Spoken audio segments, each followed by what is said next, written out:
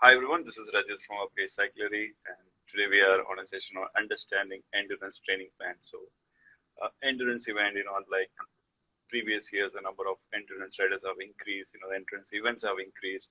Endurance training plan not only help you for a better rider, it also prevents you from having injuries. To talk more about endurance cycling training plans, we have GRINSHINA Kartik with us, also known as Grinny. So she's an ultra cyclist. She has completed ISAN 2020 kilometers in Thailand. She's a WUCA record holder on Tandem for 1,460 kilometers. She has Ultra Spice record of 1,200. Finisher for Ultra Spice, Goa, Coorg, Goa, Bangalore, Goa, and Bangalore, Goa. I don't think this session would be enough. You have a lot of credits to your kitty. I think we have welcome again. Thanks for coming for this session. Thank you so much. Yeah. For having me here. Yeah. So basically, as we discussed earlier, the session would be like we would ask you a set of questions, and any questions which our viewers would be having it, they can pin it and we can talk about it at the end of the session. Sure. Okay, so we'll straight away go. We will start from the basic, like what is endurance training and how to get started.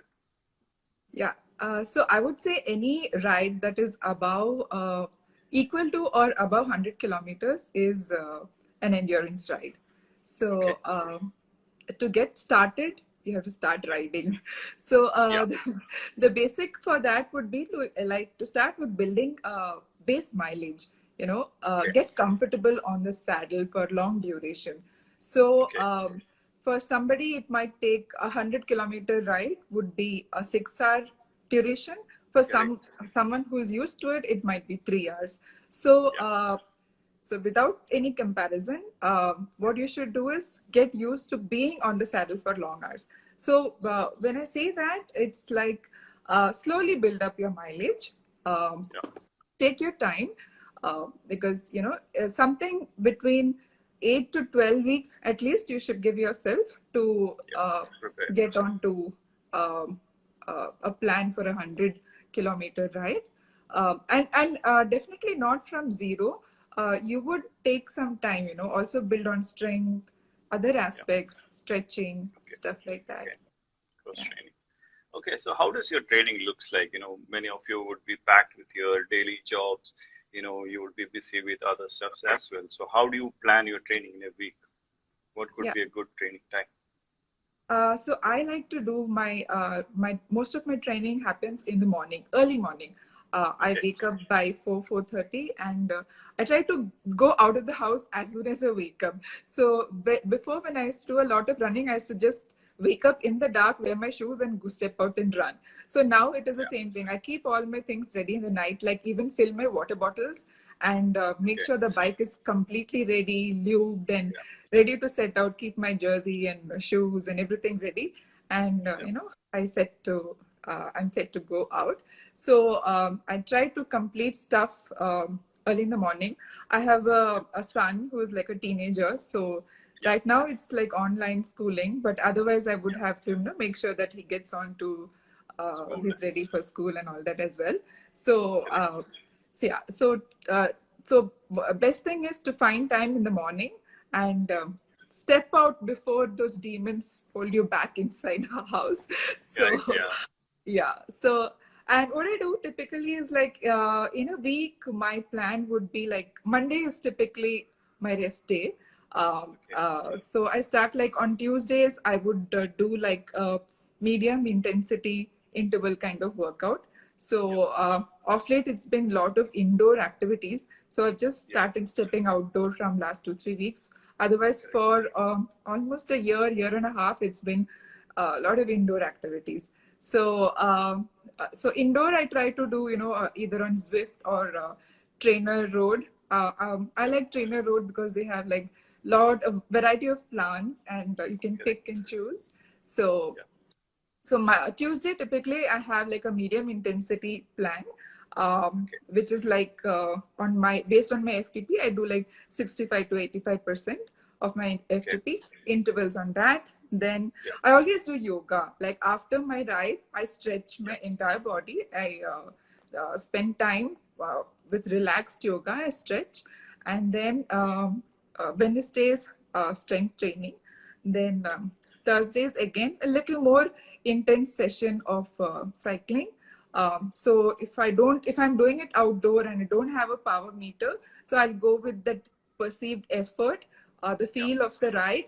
So what I do is I try to go like initially I would baseline the effort, go all out for a certain duration, maybe an hour, go all out in a particular location. Choose the same spot where, if you're training there regularly, choose the same spot and baseline. There are two things that you can measure. You can measure your speed, you can measure your power. But for power, you need power meter. If you don't have the power meter, you can, look at the other output. You have speed. You can also measure cadence, but it's, cadence is a whole different thing to measure. So I try to go with that, and based on the perceived exertion, like on Thursdays, my workout will be a little more intense. It's like I try to do threshold kind of intervals. And then Fridays are different kind of workouts I try to do. I just do like 2 or 3 cycling workouts in a week.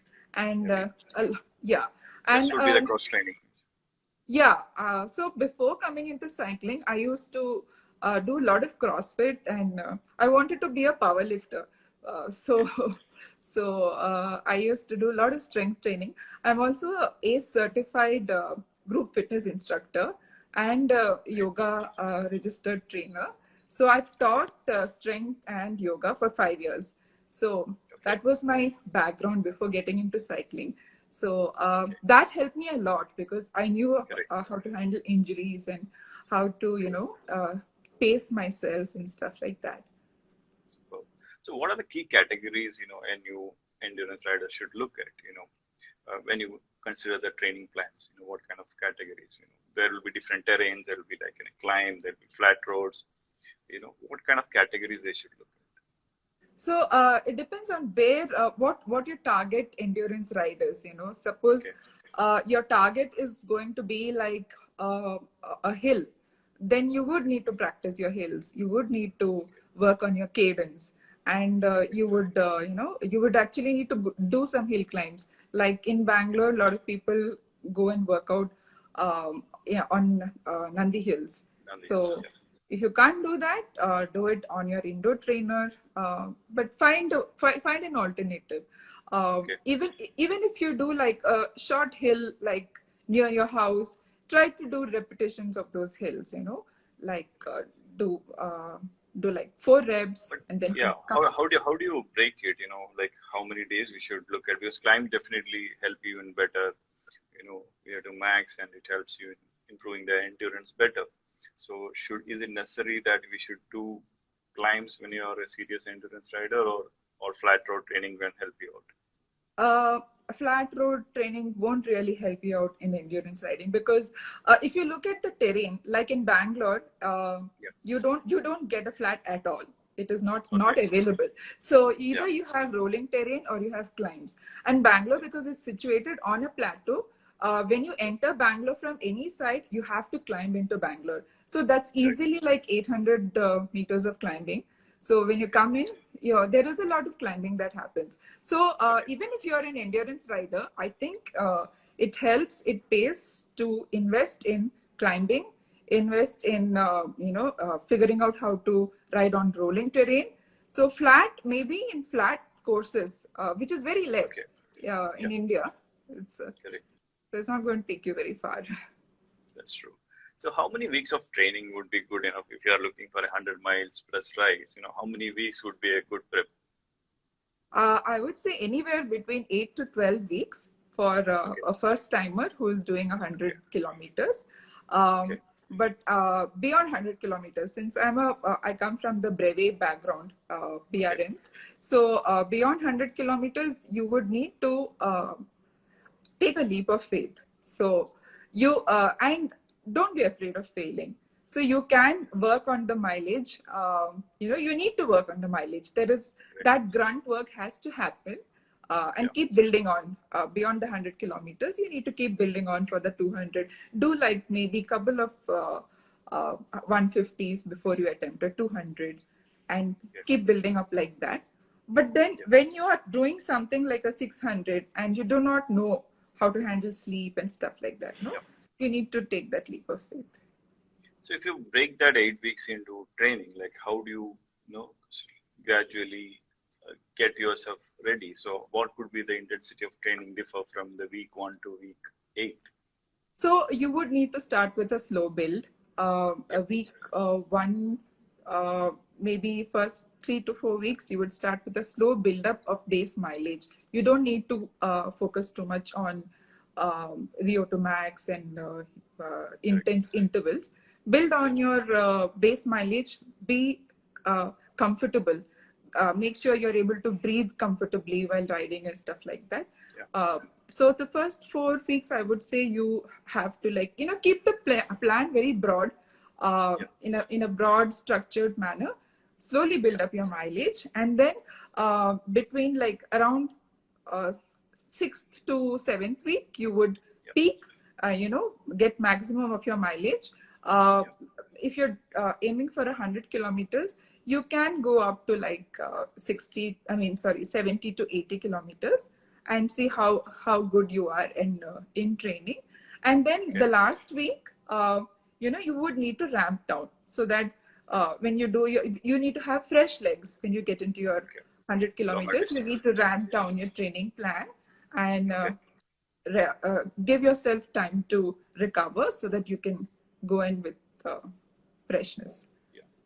So endurance is more about, mind game, the mental strength is one of the most important thing for endurance. How can you improve the mental strength of a ride? So the word endure itself is you're putting yourself through something. So first of all, you need to ask yourself what it is that you're trying to do. Are you doing something because you like it, or because your friend likes it, or somebody is forcing you to do it? So do it for the right reasons. Figure out why you want to do it, and it needs to be self-motivated.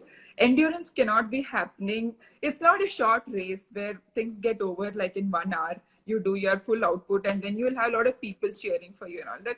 In endurance, nobody cares. It's like a non-glamorous sport. Nobody cares what you're doing. You are alone in your endurance race. You are alone in the middle of the night, and you might be chased by dogs. You might be on the road, and there might be no food. You're feeling sleepy. So these are very personal things. You cannot anticipate. So first of all, you need to know whether you like to do such things. There are a lot of other things to do in life. Would you want to do this? So if you like to do it, and this is your thing, you enjoy it, then you do it. And that self-motivation is what needs to come, So you can build up. So there are things like, when I'm saying endurance, there is something called sleep management. When you're you're not able to tackle that. So that is something you can build slowly. Figure out what works for you, what time of the day. So to give an example, if you're doing anything beyond 300 kilometers, you would need to get sleep. So 400 to 600 and all that, it's become slightly tougher. So what I do, couple of days before the event, I try to bank sleep. So I try to sleep more and bank on it. And so I'm super rested when I go. Then maybe I can get by with little less sleep and being more alert on the road. Safety is very important. So, if you are very sleepy on the road, you should probably take a nap and, then come back little fresh. So those are the different things when you talk about endurance, how to manage your sleep, how to manage fear. A lot of people are afraid to ride alone also. So again, that also comes with putting yourself out there, and then the various experiences. In India, South India, I don't think you need to be very fearful of riding alone. Even for a woman, it's pretty safe. So but take your precautions. I carry pepper spray, and just people stop by and they're curious, ask you questions and stuff like that. Why are you riding? Why are you doing this? And you just respond to that, or you say, I'm busy, I'm in a race, I can't talk, or whatever. So don't give off the vibe of being very fearful. Then people will start chasing you, and all those things happen. That's true. Coming back from the mental state, then would come to the nutrition and the fueling part. How important is that? Yeah, so understanding your body, your hydration needs, your nutrition needs is like very critical. It can make or break your ride. So what you would need to do is like figure out what kind of foods sit well with you. So I'm a proponent of real foods. I prefer to use what is locally available and very simple ingredients. Like for electrolyte, I like to use plain salt. So I carry a Himalayan pink salt with me on rides, and in a small little bottle, I carry that, and that is sufficient for me as an electrolyte. Extreme heat also, that works for me. So I try and avoid all these packaged sports nutrition and stuff like that. I mean, I don't have anything against it, but it's just that it doesn't work for you. Yeah, I mean, it's I have tried. I mean, you are not a fan of that. Not a big fan of it. So yeah, because I think if you run out of something, and if I'm on a long ride in a foreign country, salt is still called salt. I can ask for salt. If I ask for a banana is the same. If I ask for boiled rice, cooked rice, it's the same.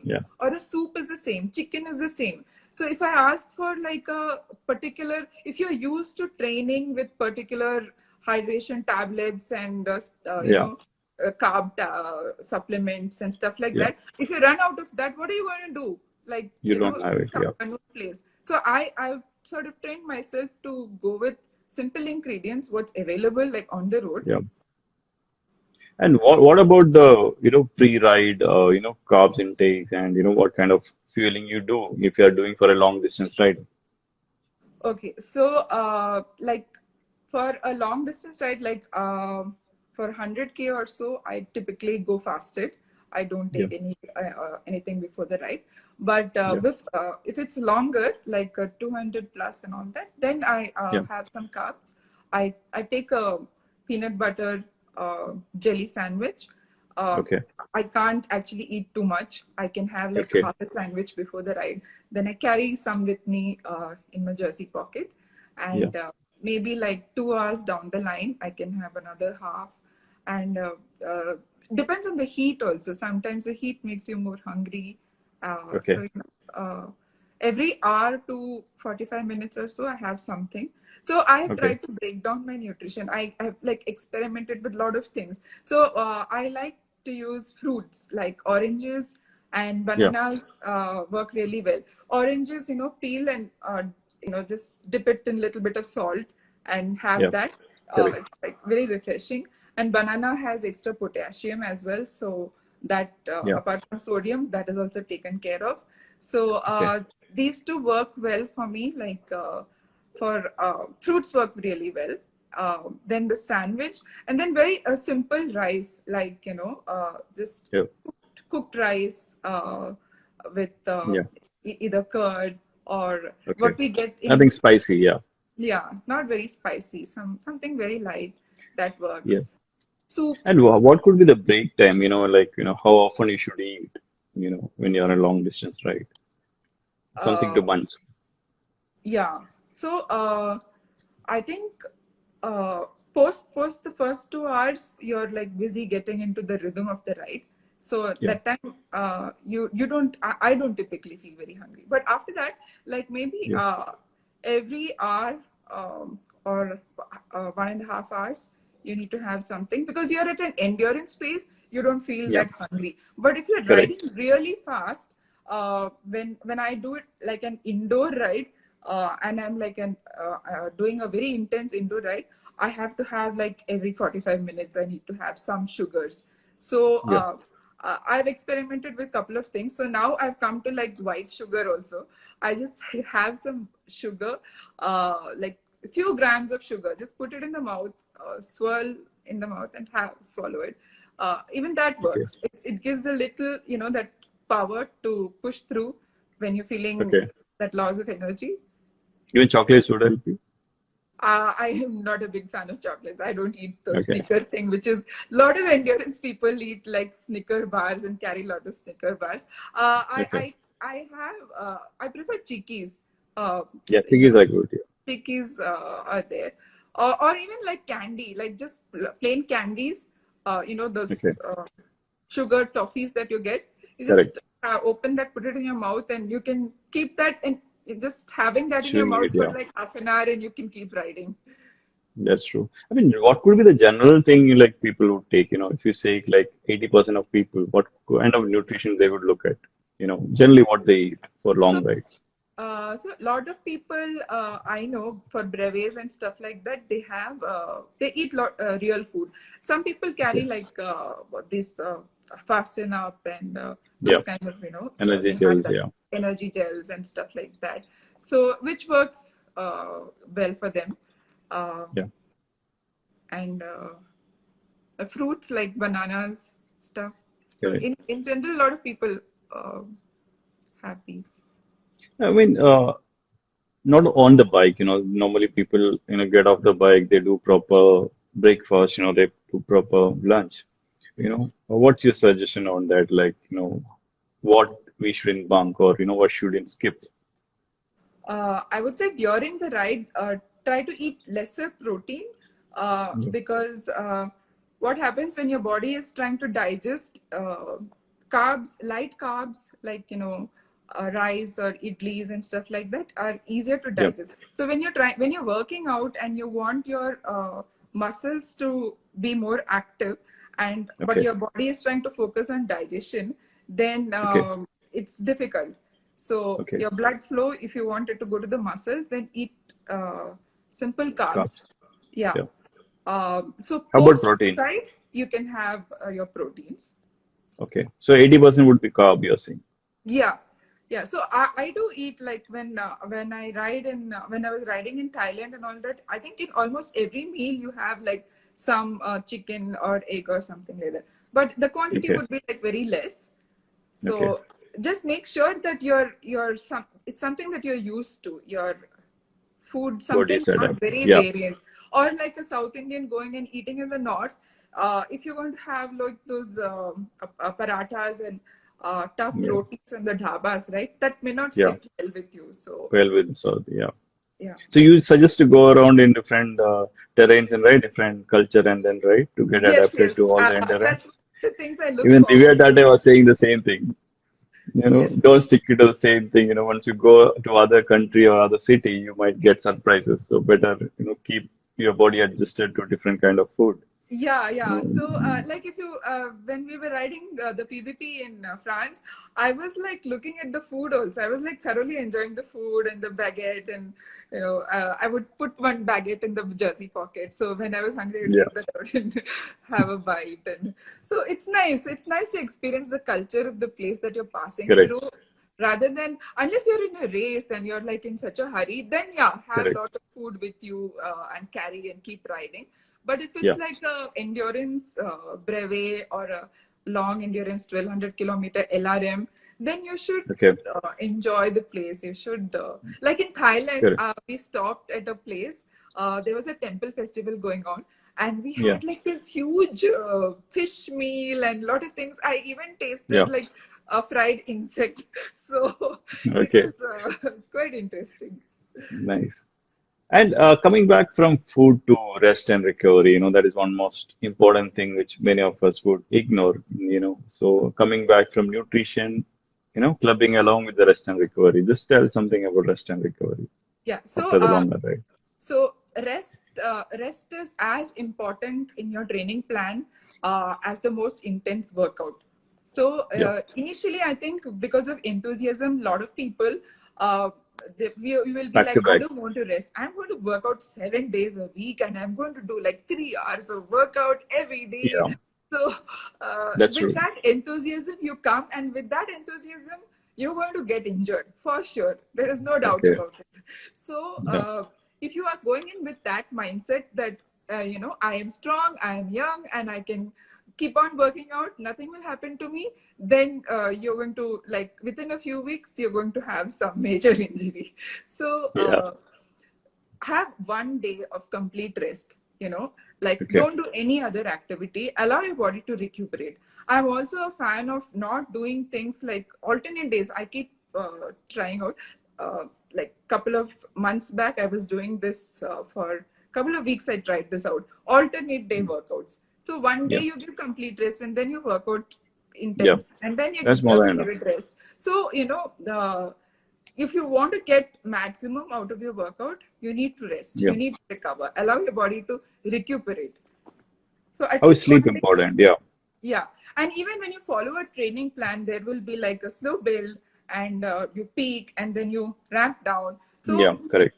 People have built a plan with a reason. So so try to stick to that plan. So even if you feel you have a lot of energy, extra energy on a particular day, and you feel like you can do more than your plan, try not to do that. So hold yourself back and give what is required for that day. Give your best. Give your 100 or 110% for that day. Correct. How do you break it? If say like for a 200-kilometer, what could be a recovery time? What could be for a 400? What could be for 1,200? So what I have seen in my personal experience, recovery time, the way you recover from every ride is how good you are at rebuilding yourself, So it reduces, the recovery time reduces over a period of time. So as your You body mean to is... say that the recovery food you're saying, referring to the food also? No, the time that you like. I mean, you tend to, eat well to get the carbs, loaded and get back to the, shape. So what I'm saying is like initially, like when I would do a 200, the first 200, I was like super exhausted. Maybe like I took 3 days to sleep, and my body used to be tired and fatigued and all that. But then over a gradually, period of time, the 200s became easier. So correct. I can go the next day and do another 200 or another 300. So also how fast your body recovers is a sign of fitness, is how you build yourself to that level. How the body react? Like what signs body give to you that you're ready for the next go? Lesser pain, like the pains you would have, like if you're doing a 200 for the first time, you would have like good amount of fatigue, you would have overall body pain and I don't know, headache, and you would need to sleep well and work through all of that. What helps more in fatigue resistance? Like how do you get used to it? That? Sleep is number one. Another thing is like if you're having specific areas in your body which is like paining, like for the first time you might have pain in the hands, your shoulders, upper body and all that. So that could be because also of your bike fit. So if your fit is not proper, those are the sure signs that these are the typical pains you get, So if you fix that, then you will not have that kind of pain, but you will have an overall body ache and general tiredness will be there. Yeah. Coming back to the food again, normally I see people after a very long time, they might not eat for long and they might eat after like an hour or two. So, how good is to eat sooner within 1 hour, which helps your, body get back to your glucose level and all those things. How do you take it? Like how often you eat after the ride, longer drive? It's really good if you can eat like within 45 minutes, if you can have something, but on a practical basis, it's actually difficult to I understand. eat. But So that is something which we should take care. We should think seriously about. Yeah. I think it is important because it's important to have that protein recovery. So if you can have like eggs, whatever some favorite foods, eggs or chicken, or vegetarians, paneer and other proteins. If you can have it in whatever comfort food that you have, get it into that format and have it. So within 1 year of your 1 hour of your ride would be a good time to get it. Helps you recover better. Correct. Even if you have less quantity, that's okay. Have Just something. have that. Yeah. Yeah. And coming back again, what are the endurance cycling mistakes you should avoid? Because you get carried away with a lot of information, get carried away with your pressure, peer pressure, a lot of advices, so what are the things you should avoid? Just if it is a new rider who's listening to you. I think one other thing is like trying to ramp up very soon, Yeah. and trying to Hitting the average speed. trying to do a lot of distance, the volume, suddenly getting up to a high Yeah. volume, then pushing yourself beyond what is possible, uh, is a sure Correct. of Mistakes you should avoid. setting yourself up for failure. So And yeah. generally people say like, what is your average riding, distance, 3 times of that is what your body would take, you know. So what's your thought on that? Sorry, say that again. Your The normally average distance you cover, say that you are doing 100 as an average, rider during your weekly rides, the body is ready to accept, 3 times of your distance, There is a general thumb rule, I don't know how far it's true, so I need to ask from you. Like someone who is doing 50 to 100 on an average, for him 200 would be a easy thing to bet on. Someone who has not taken, that's one reason which we would, find a lot of PPP riders not able to match up from 600 to 1200, yeah. immediately. There is a long gap, your body might not be adapted to the conditions. I mean, we are not prepared. I mean, we were talking about this session regarding this ultra spice, which is Yeah. breaking that barrier of, hitting longer distance. Longer distance. So what should be your average? That's my simple question is what should be your, regular average riding, which can easily hit 200, easily hit 300? What could be that in your mind? Uh, I think 300 is a good number where Okay. you practice a 300, because 300 is something which you can finish in a day's time. Okay. Practice 300, sleep quickly, and then do another 300. So Correct. even when you look at a 1200, the way to break it down is Yep. typically do the first 600 without sleep, or Yep. as fast as you can, and then take it as next 300, break it down like that. So Okay. That should be your advice. Yeah, so the next comes the biggest question, like how to prevent and deal with injuries. Normally what happens when you ride longer distance, we tend to stop soon, we don't cool down, yeah. abruptly they stop. I've seen many riders doing that. So I am very scared, like, you might end up in injury. So what's your thought on that? How to deal with injuries and preventions of injuries? Okay, I can speak from personal experience where I've Yeah, actually had those injuries. So one of the things is like when you are riding, you may not know, like mentally you might push yourself through, correct. but body, there is a limit that it can take, and Okay. you would need to figure out what it is that you want to do. Yeah, like I had a tendonitis, Achilles tendonitis tear recently, Okay. like early this year. So I Okay. knew that I had gone for a particular ride and I had to complete that. So I went on. Yeah.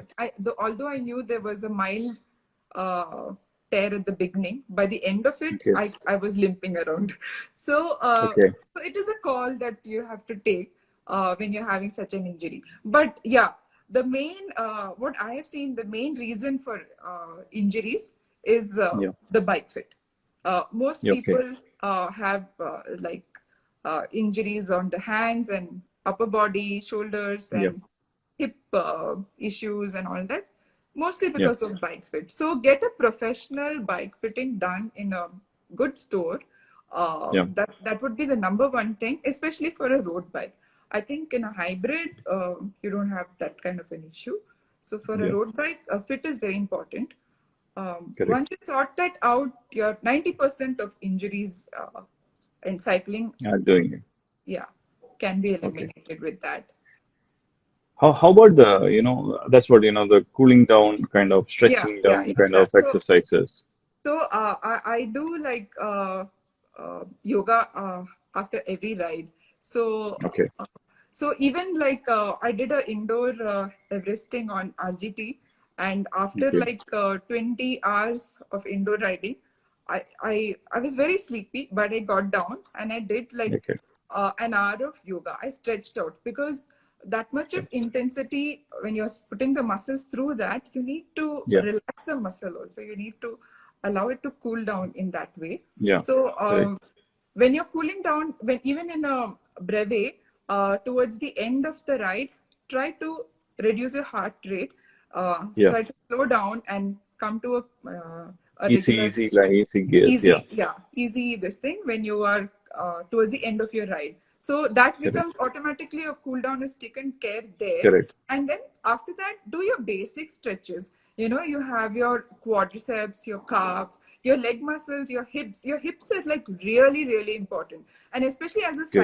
cyclist, you're like this most of the time, right? Your hip, Correct. your flexors are like always constrained like this. So you would Okay. need to stretch them out. You would need to Correct. work on your hip flexors. You would need to work on your quads. You need to do the quad stretches, calf. Yeah. The leg stretches are very important. So even the knee issues that cyclists have, it's Yeah. typical. Most knee issues are because of your saddle height. So Saddle heights. Yeah. The so bike once fit. Yeah. yeah, most of the issues come from there. Once you get your Okay. saddle height, put a tape or something. Make sure Yeah, that marker. saddle height is like fixed. Don't move from that. Change But it. Yeah. apart from that, you would need to work on your quads and your calf. So you Yeah. need to strengthen these muscles. So like apart from your stretching, a good strength workout routine is really important for cyclists. So you need to Okay. work on doing compound movements, compound Okay. exercises like your squats and your deadlifts. Mm. These are really important. A deadlift is like a complete body workout. A squat Correct. is also like a full body workout, predominant Yeah. on the legs, but it's really important to do these workouts. Yeah. And what could be the durations? Like, how good would be like your cooling down of, kind of sessions? If you are Uh, riding a longer distance, what is the minimum thing you should do? I think at Minimum least time.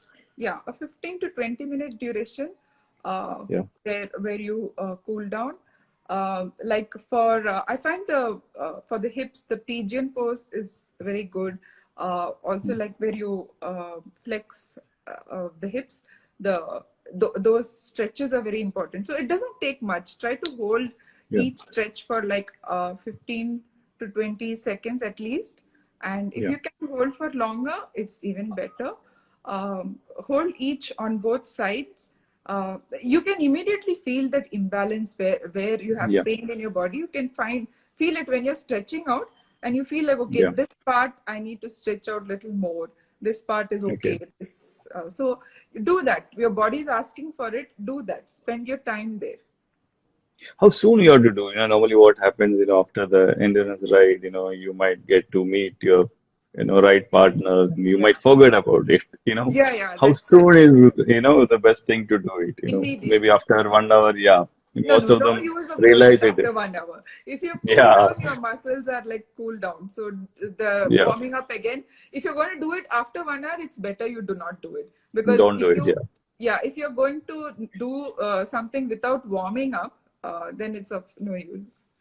Because normally when you finish a longer rides, you have that cheer in your mind. You tend to forget Yeah, this basic thing.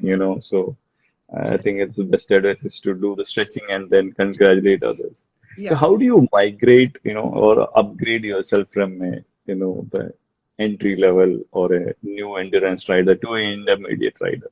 So what could be an advice? Like how hard you should hit, how you need to push a threshold onto that? What's So your advice? what I would say is like build up on your volume to Yeah. become for an endurance rider. The volume is very important. So you Okay. can build up on your volume. Another thing is volume is quantity. Another thing is the Yeah. quality of output. There are two things you Yeah. can measure, like your power and your speed. So Yeah. see what you want to work on. Okay. If it is something, speed is important. So you need to work on your speed, work on that, have some Yeah. target for that. go into a workout with a goal and try to, work towards that goal. So quality of your output is something that these are the things that are easily measurable, Correct. How important is cadence in this? The speed and power is, So cadence, I think, is a very personal thing because, one is like high cadence works on your heart, your spinning, more of spinning, more of spinning. It is your heart muscle which is getting utilized. So, and if you're on low cadence, it is your musculature. You have the muscle strength, so you're able to push the low cadence. So either way, it is all right. But because I think as you grow older, I have seen that you feel more comfortable with lower cadence than with higher cadence. It's my personal thing. I don't know how others are looking. But do endurance riders have a lower cadence compared to the racer? The riders who do more of races and short distance rides? Not necessarily. Yeah, probably racers would specifically work on their cadence. On endurance, usually I don't see people working specifically on their cadence, but it's but it's not necessary, because you see a lot of people grinding and racing as well. Yeah, that's true. Okay, I think you have answered most of the questions, so we will let our listeners ask. If we have few questions, we can ask right now. Anything with regard to the endurance riding.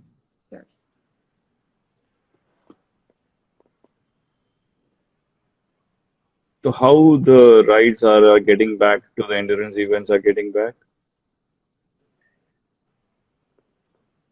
The events are, the VRMs are, things started, getting back to the thing. Yeah, we have just restarted in Bangalore. So it's been pretty good. Good. Yeah, they're celebrating their 100th, century celebration. Yeah. The PBP, the ODAX centenary is happening on September 11th. Correct. Super. Most of the places it's run out of, the entries. That's what they heard. Yeah. Even in Cochin, we don't have slots. That's what I heard. Too many people are doing it. So it's good we to always see so much of interest, in endurance, because it's like nobody cared about it like a couple of years back and all that. So correct. It's very endurance ride. The good part of endurance ride, like you are your own boss kind of thing. You ride at your pace. You enjoy it. You can be a tourist. You can be a good rider. Who comes first, or within the time, are all equal. So that's a good part of endurance riding. The timing doesn't matter a lot. It's not a race. You're not racing against somebody. Pressurized. So you have yourself. It's always like it's easy, to be around. So I think, we have spoken much about it. We don't find any questions coming in, so that's fine. We have covered most of the doubts which we have. So if anyone has, some doubt has come, let me just check. What are the chances of bonking if we start daily ride practice on fasting mode? Bonking can happen when you have not eaten something the previous night as well.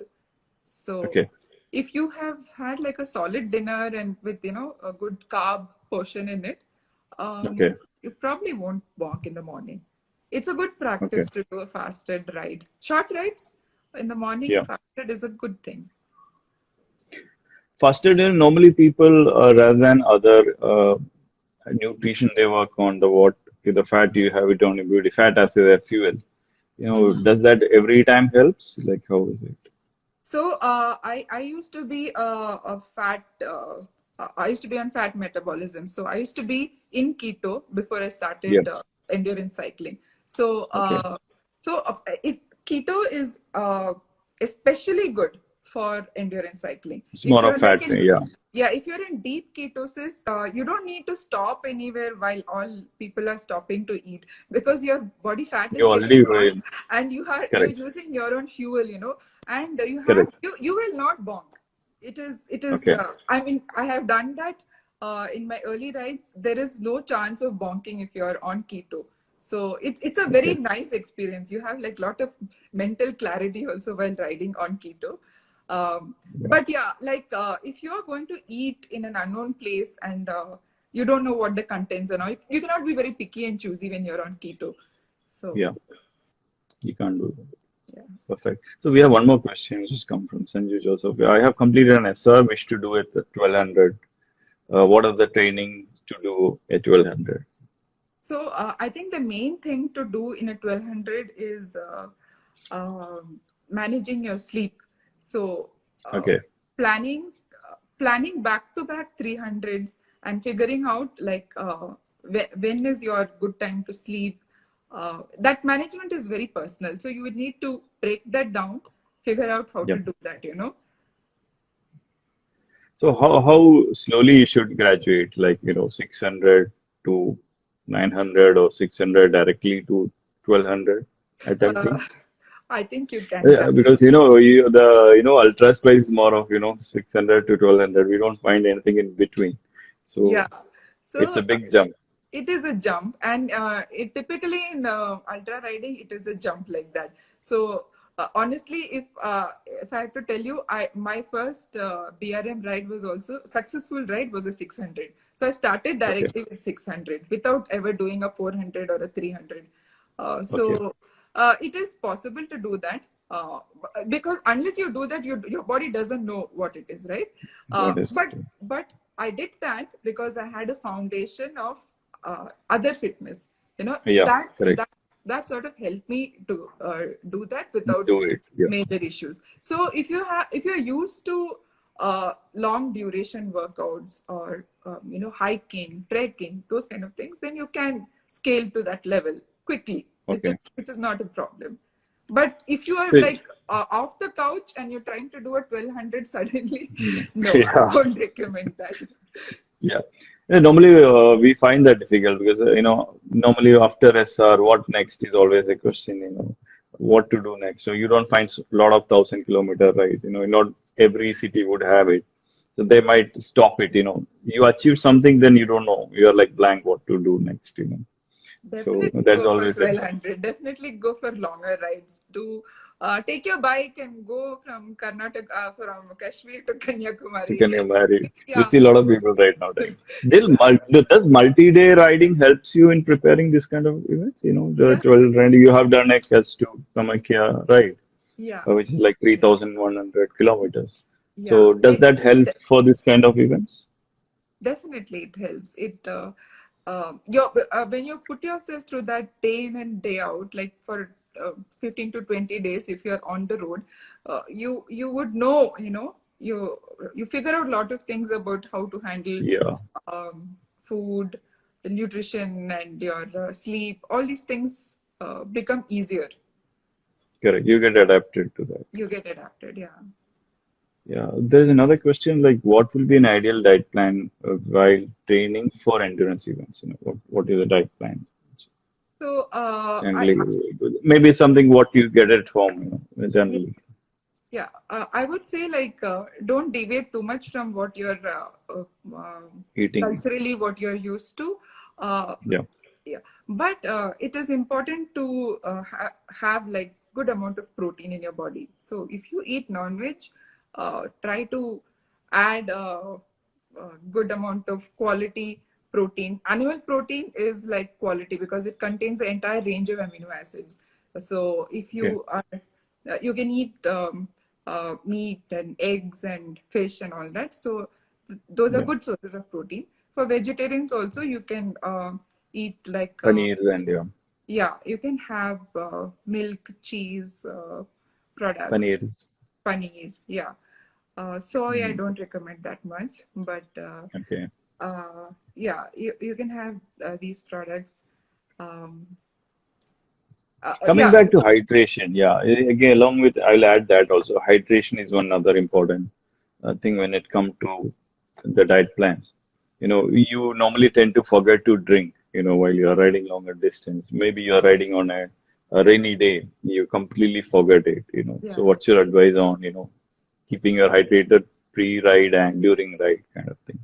Yeah, so it's very important to be hydrated because you won't realize how fast the dehydration happens in your body, Yeah, and you can just dehydration is like very dangerous actually. So hydration is like maintaining your potassium and sodium levels in your body. So that is critical. So having your salts, like before you feel that dryness in your throat, have your salts and keep sipping water, because don't allow yourself to get to that point where you're completely parched and and then you're drinking water.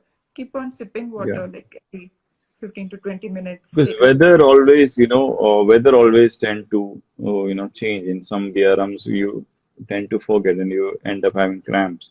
So what is the sign which your body gives like you should drink on a rainy day, if you ask me? Yeah, so cramps is definitely a sign that your salts are not there.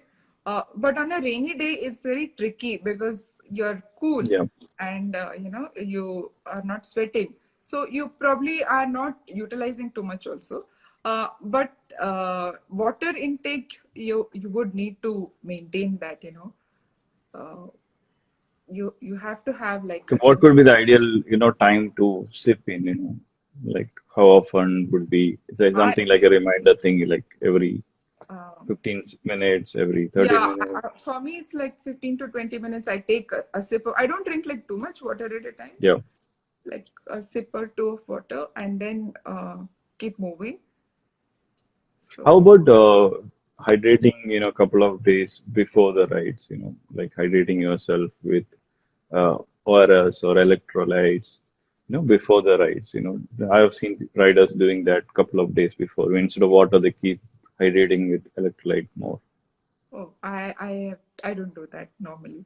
Okay, because they tend to hydrate more so that on the event, it will help them. So I just want to know like how far it's good, No, I have not tried doing extra hydration like with electrolyte. So what I do is like in India, in medical stores, you get it's a mix. Like they drink 2 bottles of water and 1 bottle of electrolyte to get your body adjusted. You can do that. So that works for a lot of people. So I sometimes carry like for emergency, if you have like tummy issues or diarrhea or something on the road, I carry these electrolyte sachets that you get in the medical store. Correct. That's the only stuff that I buy. ORS, that is, right? So that I carry sometimes. So in extreme heat conditions, like couple of times when I've ridden in Tamil Nadu, there was once I had a mild heat stroke. So that at that point of time, like I had to take those extra sachets. So I would like put 2-3 of those sachets and into the bottle and have it. Correct. So hydrating is one most important thing. Yeah. I think we had answered few questions. Yeah, I think last few advices, like one line advice, what you want to give to all the endurance riders who are listening? I would say like go for it. You should, challenge yourself and work towards it with a plan. Have a plan because it's very nice. Endurance riding is a very is a journey towards yourself. It's an internal bettering yourself. It is a journey into yourself. So there you don't have to do it because your friend is doing it or somebody is like pulling you towards it and all that. It's self-discovery. Like a lot of things for me have happened because I have started riding alone. So how we are Indian women, we are like very protected and we don't go out and do things a lot on our own. So for me, endurance riding has opened this whole world. I feel like super confident. So a lot of other benefits. These are all those tangential benefits which have come into my life because of endurance riding. I feel like so less fearful when I have to go out and I ride alone in South India. I rode alone in Thailand through the forests and stuff like that. So a lot of fear has come out of my head. So recently, a lot of women riders have come into the best part of brevets, which you see, in our experience, like a lot of women riders started doing brevets brilliantly, So so I think people should go out and explore, not to be fearful, So, Yeah. and a lot of people out on the road are not there to harm you or attack you. So, a lot of people actually try to help you and support you also. So, Correct. keep the fear aside and go explore the world. There's a lot of lovely things to be seen, cultures to be experienced. Correct. You mix, tourism with, endurance ride also, Yeah, some yeah. bit of that also. You And enjoy the yourself. best way to experience something is to ride through it. If you are Correct. going to be like a tourist and visit that place, eat the thing, and then go out from there, it's like you Correct. just skim the surface. But when you go through it with a bicycle, it's a completely Yeah. different experience. Perfect. That's one important thing. We sell bicycles. We see a lot of people buying immediately and say like I have to hit 200 kilometer immediately or 300. Then that gives us an heart attack. Like, then we thought like, we definitely need to do. Someone should who has already achieved something should tell them like not to do anything. So all the listeners, we are just coming back to the same thing. Keep at least like 8 to 10 weeks of Yeah. minimum training before. So my first 100 I did after maybe 2 years of riding. So I used to Okay. do only weekend riding with my friends. We used to just go explore places, 40 to 60 kilometers, and just go and come back. Maybe 2 hour, 3 hour ride. Yeah. I used to come back. I did that for 2 to 3 years. And I didn't Yeah. even have any ambition of 100 kilometers. I didn't even know I could do endurance. So Correct. so base building happens like that. So just have fun initially and not, Yeah, fun. A lot of short riders would yeah, make you, without knowing itself, you may get prepared for an endurance thing. yeah. So that's the best thing, that's the best advice. Don't straight away get carried away with, the peer pressure. We always say that, look at you, don't look at others. Yes, I yes. think that's the best advice. Thanks for coming once again. This was a great Thanks session. for having me, Thanks Raj. for sharing. Chalo, take care. So we'll have this session uploaded on our IGTV. So if you have any doubt which you have missed session, you couldn't come live, you can just post over there and we'll come back to you with the answers. Okay, so wishing all a great night and great weekend. Good Take night. care. Good night. Bye bye.